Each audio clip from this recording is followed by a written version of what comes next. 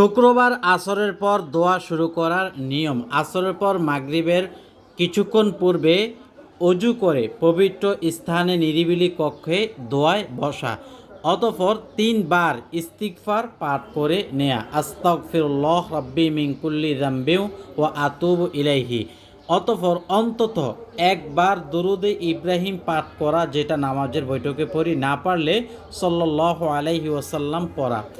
অতঃপর উদ্দেশ্যপূর্ণ দোয়াগুলো পাঠ করা। আপনার যা বলতে মন চায় তাই বলবেন মুনাজাতে। আর মুনাজাত দেওয়ার সময় এইভাবে হাত উঠাবেন, আলহামদুলিল্লাহি রব্বিল আলামিন ওয়াসসালাতু ওয়াসসালামু আলা সাইয়্যিদিল মুরসালিন ওয়া আলা আলিহি ওয়া আসহাবিহি আজমাইন।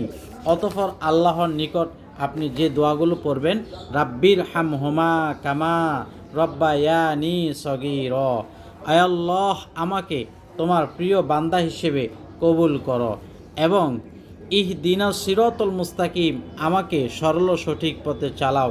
যে আমলগুলো করলাম তোমার প্রিয় বন্ধুর উসিলায় তুমি কবুল করো, সুবহানাল্লাহ। অতঃপর বলবেন, আল্লাহ মনের নেক কামনা বাসনা তুমি পূরণ করো।